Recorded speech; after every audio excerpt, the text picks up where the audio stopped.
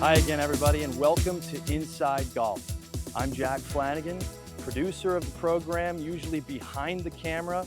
Today, I'm stepping in front of the camera to fill in for Harry Donahue. Coming up on today's show, the semifinal matches of the 125th Philadelphia Amateur Championship played at historic Aronimink Golf Club, and the Snider Cup, the annual event played at multiple different golf courses around the region, proceeds benefiting Snider hockey and youth education. Harry Donahue was there at Huntingdon Valley with all the details on this year's Snider Cup. It's another great episode of Inside Golf, and it's coming up next.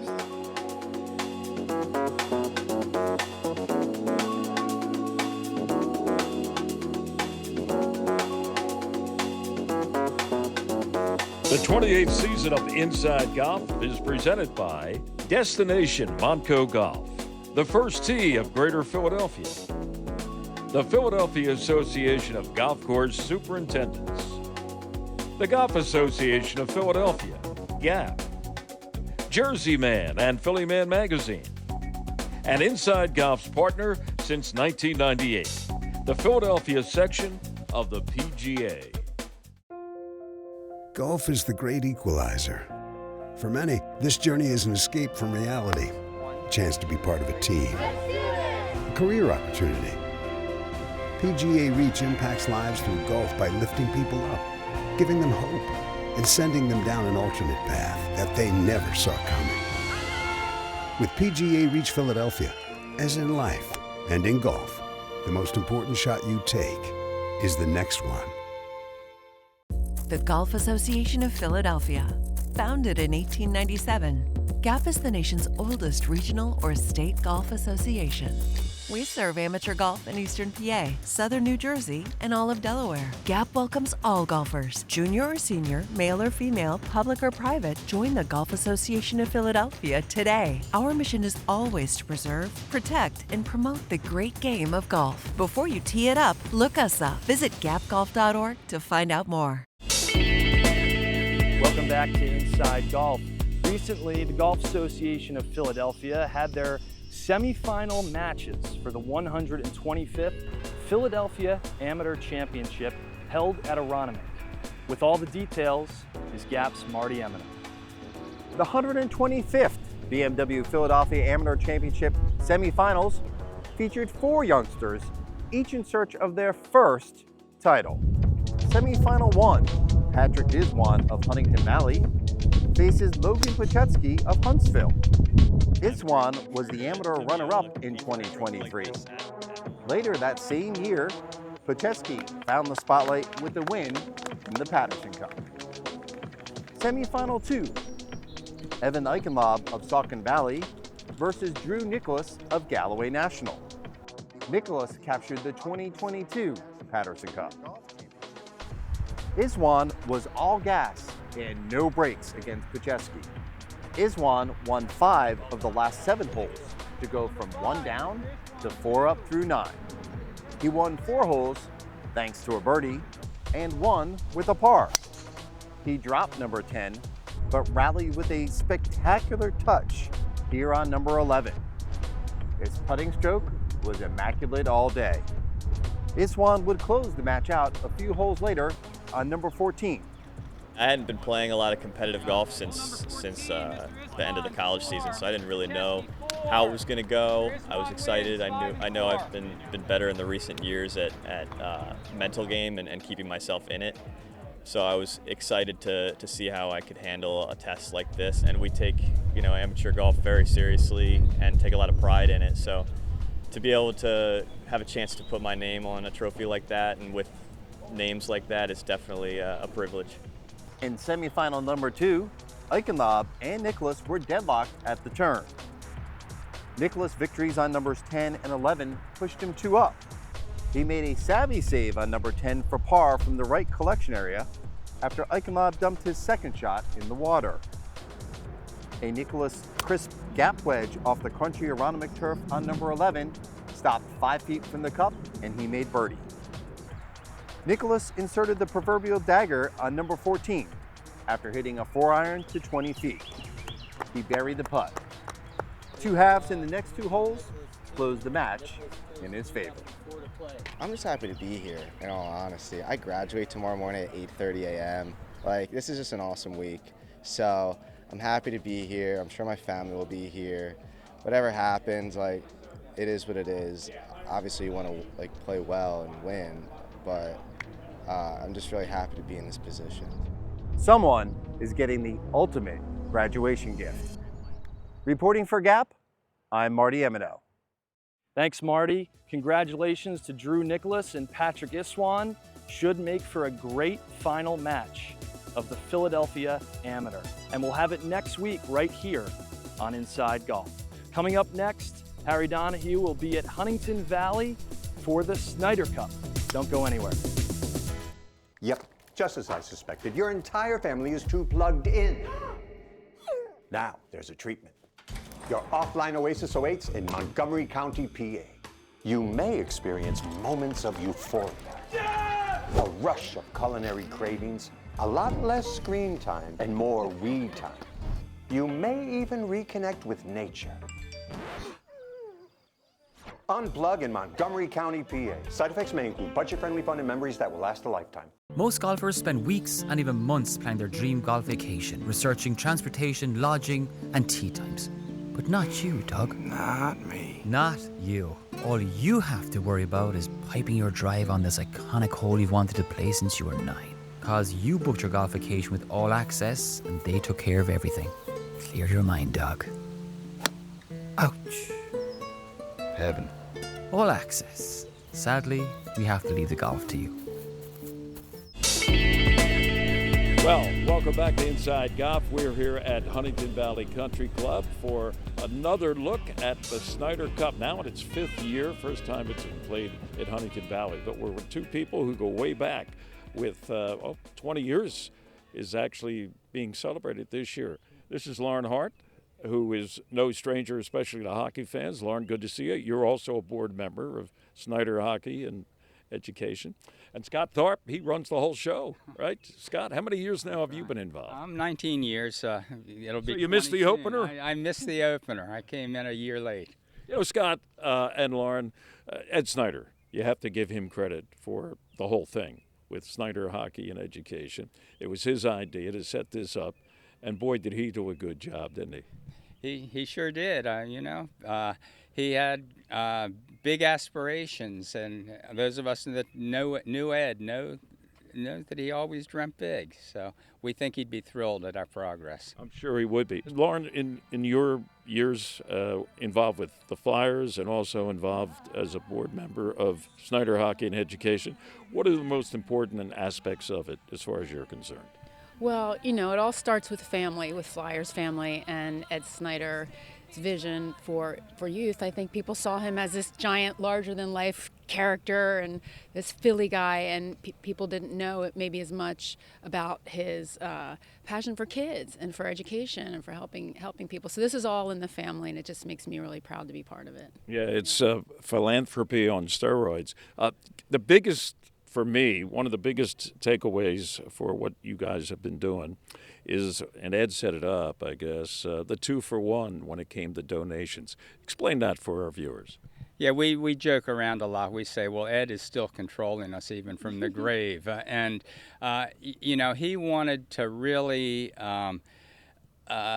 do something that I'm not sure any other organization does. He left us a great deal of money, as many people know, a very substantial endowment, but he decided that the only way that we can tap into that would be raising money ourselves. So he is basically, in effect, pledged in perpetuity that he would match every dollar that we raise with 2 of his own. So it's not a 1-for-1, it's a 2-for-1. It's a 2-for-1. So today, if a foursome comes out in this event and pays $25,000, which some do, we instantly turn that into $75,000. It all goes directly to our kids. The match goes directly to our kids, no overhead involved, no administrative costs, and it's a pretty wonderful thing. Pretty wonderful thing indeed, as is Lauren Hart's rendition of God Bless America. How many years now? Do you remember the first time you went down on the ice and sang that? Gosh, well, I was probably in junior high school, but really, yeah, it's more than 20 years that I've been singing it as a permanent team member. Yeah. Wow, and you'll go down in perpetuity as the voice of the Flyers, unlike your dad, Gene, not on broadcasting, but singing, huh? Yeah, well, two voices, so he did. And he was the best, and you're the best, let's face it. Well, thank you. He did the speaking, and I do the singing, so. Lauren, Scott, thank you. Thank you.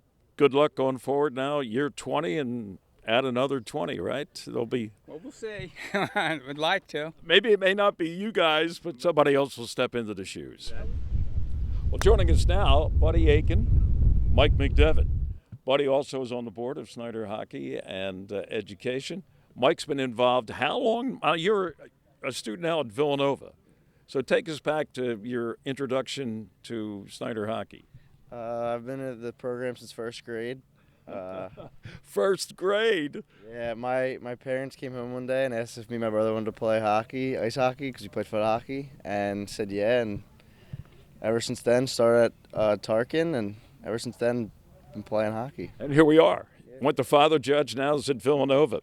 And Buddy, you're involved in the caddy program, right? That's right. For students and people like Mike. Tell us about that. Well, I'm on the board at Jaywood Platt, and I've been involved with Platt for 10 years as a board member. And 7 years ago, we set up a kind of a partnership with Snider because we saw a real opportunity to get these great young men and women the perfect summer job they could have, which is caddying. And the things that they learn in caddy we know are going to help them achieve great things later in life as well, and helps them to have one of the best summer job they could possibly have. Sure. And Mike, for full disclosure, we're in Huntingdon Valley. You know this course as well as anybody because you're a caddy here, right? I mean, probably the most valuable player here today is you, whoever gets you for a caddy, because this is some tough course. Yeah, it's a hard course. It's not easy. A lot of hills, balls below your feet, above your feet. Pretty hard, but what do they say about the putts? They always break to the valley? Always in the valley. Okay, famous last words. So you've been involved, Mike, since first grade. You went to Father Judge High School, now at Villanova, courtesy of? Goals and Assist Scholarship. So basically Snider helps me pay for school, gives me tremendous benefits. I have a alumni advisor, helps me all the time. In addition to that, I also have a Platt Scholarship. So the partnership between the programs, they both really help me, especially financially, to go to school. And when are you going to graduate? 2027. So I'm a rising junior, so I got 2 more years left halfway through. It's been great so far. It's flying by. When you look back, what's the most beneficial part of it? I think the most beneficial part is just, meeting a bunch of new people, networking, and giving back. I've had amazing opportunities through Snider. I actually went back over the summer when I'm not caddying to work as a coach sometimes and over breaks. So just giving back and seeing kids who I was at one point, help them out. That's probably the most beneficial thing, I think. Yeah, and Buddy, there's a lot of other kids just like Mike, right? Yeah. Like I said, we started this up about 7 years ago. We've had over 30 kids, young men and women, get great summer jobs here caddying and continuing to, develop their own skills through this, their confidence, their ability to network, their ability to be around successful adults and be very comfortable in that environment. We've seen tremendous growth with all those 30 kids, and we're just starting. This is, just scratching the surface. We're really excited about the things that are going to come down the road. Well, gentlemen, thank you, and enjoy the rest of your day. I'm joined right now by the chairman of Snider Hockey and Education, Bill Whitmore, and we got the vice chair, Paul Troy. Bill, let's go back. Whose idea was it to have the Snider Cup and play this format the way you do? Well, our CEO, Scott Thorpe, actually came up with the idea. We put a group of board members together and friends of Snider Hockey, and we decided to create something different, and we have. So we've raised about $8 million gross in 5 years, and we play 4 tournaments. So the way we work it is 8 players can sign up for 4, so only 4 can play at a time. And a lot of our supporters have just syndicated foursomes, and I heard the number this morning that 47 of the golfers have been here for every event. For 5 years. For 5 years. Going into its 5th year. Yep. And you still have, 2 more to go, right? We have 2 more to go. We're going to Overbrook in September, and we finalize at Golf Mills in October. Right. Paul, now you're the vice chairman for Snider Hockey and Education. You're a golfer, obviously. What sparked your interest to get involved? Getting involved with Snider Hockey started with seeing an article in the Philadelphia Inquirer about it maybe 15 years ago. And I was attracted mainly because here was an entrepreneur doing something for children in the city that was desperately needed. And secondly, that it wasn't a handout. The children were all given an opportunity to succeed. They have to show up at the rink, they have to turn in their grades and report cards, meet expectations, and if they do that, further worlds of opportunity await them educationally if they can meet that. So they earn it every step of the way, and we couldn't be more proud of them. You know, Harry, we have, because of this golf tournament, 187 young people have been given college scholarships. Think about that. And we're now around 147 high school scholarships. So we're taking these young people that are just terrific young people and giving them an opportunity to succeed. And today you're going to succeed on the golf course, right? I hope I succeed on the golf course today. It's a great track. It's as competitive as any golf course in the area, as you know. I just hope for one flat lie out here. I know there's none. Gentlemen, thank you. Good luck today. Thank you. Our teed-off panel is brought to you by Lulu Country Club.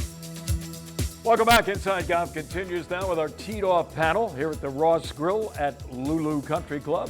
And joining us today from Golf Association of Philadelphia, Director of Operations, Mr. Marty Emino. This gentleman is Dan Dillon. He's Chief of Staff at All Access. They put together places to play, hooked up with events and sports or whatever. All Access can get it done for you like nobody else can get it done for you. And this is the man that started myphillygolf.com. He's been with us for years, Joe Logan. Good to see you. Joe, you've covered a lot of majors, right? Great golf facilities. A lot of them repeat every once in a while. Marion, Oakmont, you name it. What, though, are a list of courses, long, short, whatever, of courses that have never hosted a major but should have? Never. God, I have the whole course. Actually, Pine Valley would be on there, but they're never going to host one. Sand Hills out in Nebraska or wherever it is. And I don't think it's outrageous to suggest Philly cricket, but the winning score at the Truist was like 16 under par. I mean, the Masters is lower than that. I mean, so it's not like the course would be embarrassed and humiliated. They found more yards out of it. CBS loved it. All of Golf loved it. Got great reviews. So I think you could add them to kind of the bottom of the list of courses that could host a major. All right. How about you, Dan? So I would select Kinloch, just outside of Richmond, Virginia. Oh. It is probably... That's on nobody's bingo card, you know? No, it's Except in my yours. top 5. Yeah. And I don't think it'll ever come off of there. The experience and the golf course itself, it has a lot of shot value. The conditioning is a premium there. And, it's very Augusta-esque. So I think it would present very, very well on TV. Okay. You get to play courses like that 99% of us probably never get a chance to do. Marty? Yeah, obviously, every Gap club, maybe. Can I throw that out there? Pine Valley, obviously, is a layup for most. Did a little bit of reading on Chicago Golf Club.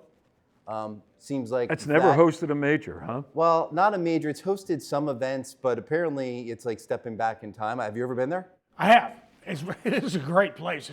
Chicago and Philadelphia both have great, great golf. Chicago maybe even has the edge, and that's one of the top ones there. Calm down, let's not say that. New York, Chicago, and Philadelphia are about as good a golf as it gets. Or Philadelphia, Chicago, New York, depending on how you want to order those. Look, everybody kind of knows every golf course nowadays, right? With everything that goes on in the world, and the majors are going to those places intentionally. U.S. Opens are going now to a little bit of a rotunda system. I think it's probably tough to find a place that you really want to host an event that could, in actuality, host an event. Right. I mean, and I'm not joking. Like every Gap club or most of them are awesome. they can't host an event. Right, the infrastructure isn't Yeah, there. it's not there. Right, got it. Let me switch gears a little bit in the time remaining. You know, because of YouTube and Facebook, we've seen videos of some crazy things happening on golf courses in the last few years. I mean, I'm talking about guys getting into literal fist fights over things like hitting into a group or slow play or so. Without, you know, mentioning that specific type of incident, what other crazy things have you witnessed on a golf course? Be it involving just you or you as an eyewitness to some crazy things on a golf course. I've been a Gap for 25 years. I have a lot. Okay, really? In my... Involving Gap events even? Names will go I'm unmentioned. not going to give you the name, but in my second year, we had a U.S. Open local qualifier at Talamore, at Oak Terrace, I think back then it was called. And a group comes to the scoring table. Kid in the group was pretty low, and I'm like, hey, need to talk to you a little bit for a story. The next group comes behind, and he goes, I've been waiting on you all effing day. I'm not going to wait on you now. Whoa. And there was a pro, and that was a kid. Kid was an amateur, and there was a local pro who was with him. And he stands up and he goes, if you got a problem with him, we can talk about it right now. In a scoring table? We had to call the cops. Really? Wow. Did anything ever... No. You calmed them down? So that happened, like 3 hours later, somebody fell down the 8th or 9th tee at Talamore and broke their ankle. So we had to call the cops to come back along with the rescue. That was a tough year. It was a great event. Great event. How about, now you travel all the time with golfers and golf courses worldwide. Certainly have a lot of stories from groups that I'll Really? leave out over in Ireland and Scotland. But craziest thing I've ever seen on a golf course, I was invited to go play Matita Conch with the two golf professionals over there. They just recently got back from a trip to Ireland, actually. But the golf emeritus, the director of golf, showed up to the first tee, didn't hit a golf ball, and he said to me, if you don't mind, I'm not going to hit irons today. And I said, no problem, Brent, you know, just if you want to chip and putt, totally fine. I appreciate you hosting us today. And he said, no, I'm going to play, but I'm not going to hit irons. And so the pro emeritus, Brent, went out and hit hybrids from 100 to 200 yards. Oh, I get it. And proceeded to shoot 2 over on the day for that. So he just wanted to get his hybrids. Probably the most amazing thing I've ever seen on a golf course is somebody who didn't pull out anything except for a wedge and hybrids. And How many hybrids did he have? He only had 2 or 3, but he would hit it from 100 yards all the way to 200 yards. And if you've ever played Matita Conch, you're not necessarily chasing balls up onto the green. He had the ability to open up a hybrid and flip it up in the air and just kind of land it softly. And it really was. It's still, to this day, is the most impressive thing I've ever seen. You know what I remember most about the one time I was at that venue? The practice range. It's like the one they hold down at the PGA Merchandise Show, right? At Orange County Municipal, whatever it is. Huge. All right, craziest things on the golf course. I've seen fist fights. I've seen these young people running over each other with carts, which is ridiculous. You've actually witnessed them in person? You know, from a distance. From a distance, okay. But I'm trying to think, but one of the things that I think back to is in my younger days when I used to go to Myrtle Beach with a bunch of guys, and they'd be late nights and early mornings. It's like his trips to Ireland. I remember standing over a shot near the water, and like suddenly I look back and there's an alligator, you know. You sensed and it. It's more than sensed. And I'm standing there, do I want to hit this shot? Do I want to get out of here? How far? When you say behind you? 6 feet, you know, I was near the water, and he was, and So he was in striking range. Huh? yeah, and he started. Eventually, I just said, you know, I'm not hanging here. So I left, and he started following me a little bit. Did he? I got away. Crazy, gentlemen. Thank you. That's crazy. All right, we'll be back. More of Inside Golf in just a moment. Hello everyone, Joanna Koch here, PGA Director of Instruction at Marion Golf Club. I have a great speed calibration drill for you. We call it tees and tempo. So all you need is your putter, 3 tees, and 5 golf balls. So this tee in the middle represents where you're going to put the golf ball. This tee back and forward represents the length of your stroke. So we're taking away the variable length of stroke and we're focusing on your tempo and acceleration. If you have consistent tempo and acceleration with the same length of stroke, the golf balls should go around the same distance. So here I go from the back tee to forward. And if I have the same length of stroke with the same tempo and acceleration, all these balls should gather around the same distance. So the point is to make sure that you have consistency with your tempo and acceleration from stroke to stroke, from round to round, hole to hole. That's the key to controlling your distance on the greens. The J. Wood Platt Caddy Scholarship Trust is the official charitable arm of GAP. The Trust's mission is to financially aid and empower qualified caddies and those working in golf operations in the pursuit of higher education. Over $25 million has been awarded to more than 3,700 caddies. J. Wood Platt's Empower program strengthens scholarship investment dollars by providing our scholars with exceptional benefits. Visit our website, plattscholar.org, to learn more. Hi, Tony Salucci with the Beacon Group of Companies. If your company has between 50 and 500 employees enrolled in your health insurance plan, there's a really good chance we can reduce your costs significantly and increase the benefits employees receive. How do we do it? We put you together with several thousand employers of a similar size across the country, so your company can get amazing buying power. Schedule a conversation with one of our employee benefits specialists today at mybeacongroup.com. That's going to do it for this week's episode of Inside Golf. As I mentioned earlier, next week we're going to have the final matches of the 125th BMW Philadelphia Amateur at Aronimink Golf Club. Harry Mays, Jim Sullivan, and Harry Donahue will all be on the call. It should be a great episode of Inside Golf. I'm going to steal one of Harry's lines. No matter how it's going for you out there, on the course or off, don't pick up. And we'll see you next time here on Inside Golf.